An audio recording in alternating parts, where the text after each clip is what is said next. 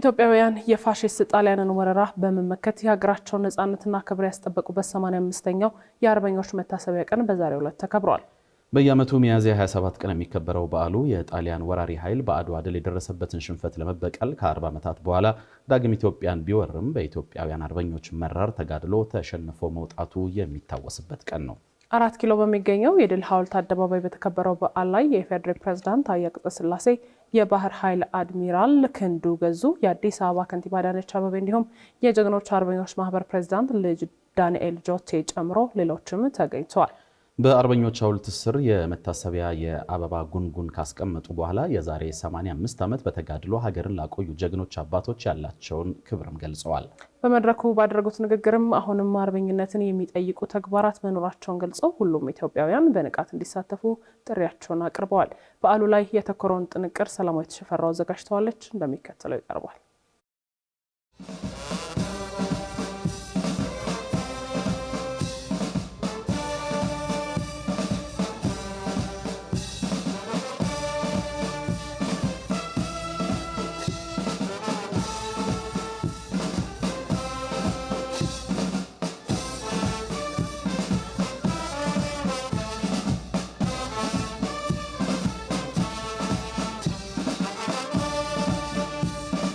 ኢትዮጵያ ሀገራችን የምታከብረው የነጻነት ቀን ሳይሆን የድል ቀን ነው። የዚህ ዋነኛ ምክንያቱ በአርበኞቿ ጥንካሬ 5 ዓመታትን ያስቆጠረ ብርቱ ትግል በማድረግና መራራ መስዋዕትነት በመክፈል ፋሺዝምን ያሸነፍንበት ቀን በመሆኑ ነው።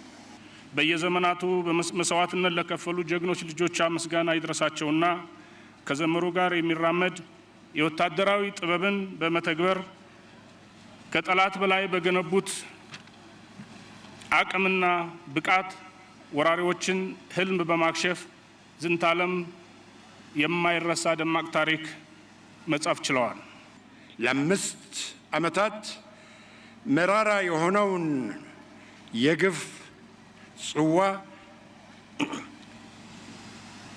ተጎንጭተው ሀገርን ለታደጉና ይህን ድል ላበሰሩልን አርበኞች ያለኝን የላቀ አክብሮት፣ ፍቅር በራሴና በጀግኖች አርበኞች ማህበር ስም እገልጻለሁ።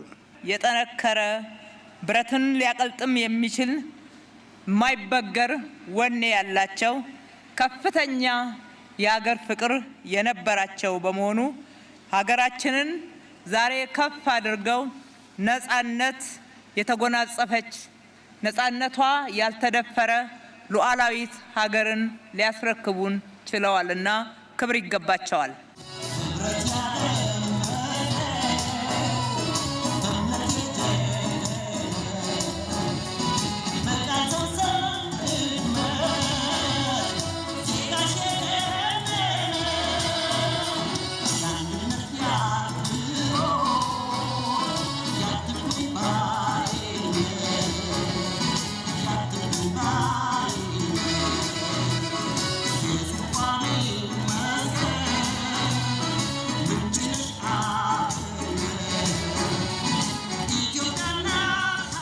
የዘመናችን የአርበኝነት ብሂል እና ነቁጥ መሆን ያለበት ኢትዮጵያ ሀገሬ ምንጊዜም ብርቱ በችግር ፈተናዎች መካከል እያለፈች ትልቅና አሸናፊ ነች ብሎ ማመን ነው ኢትዮጵያዊነት።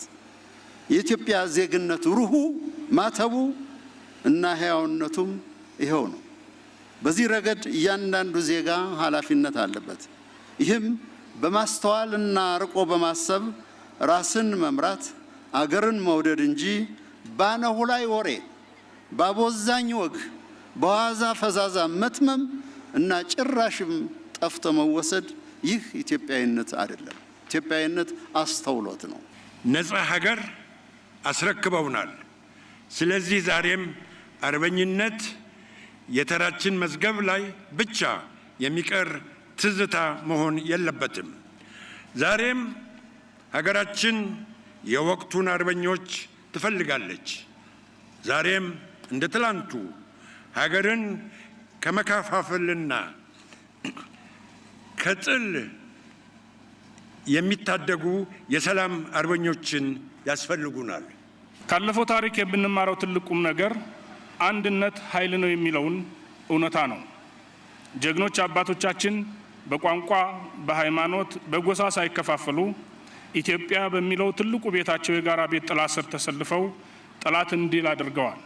ዛሬም ለሀገራችን ሕልውና መቀጠልና ለሉዓላዊነታችን መከበር ዋስትናው የኛው አንድነትና መተባበር መሆኑን ልናውቅና ልንገነዘብ ለተግባራዊነቱም ልንረባረብ ይገባል።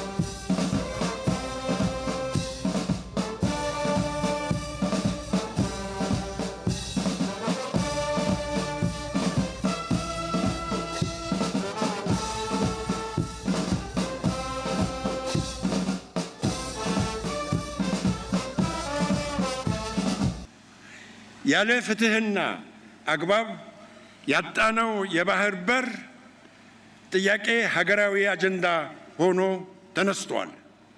በዚህ ዘመንና በዚህ መንግስት ይህ አጀንዳ ወደፊት መምጣቱ ጠላቶችን ቢያስደነግጥም ለኛ ግን ታሪካዊም ሆነ የህልውና የመብትም ጉዳይ ሆኖ ተገኝቷል።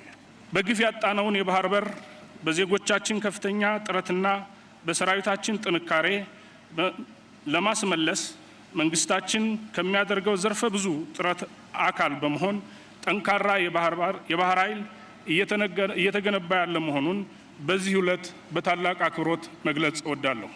የዘመኑ አርበኝነት በትክክልም ቁጭት የወለደው ትጋትን ይጠይቃል። ዛሬ ያላግባብ ያጣነውን የባህር በራችንን እስከ ማስመለስ ድረስ የሚዘልቅ አርበኝነትን ከዚህ ትውልድ ሀገራችን ትሻለች።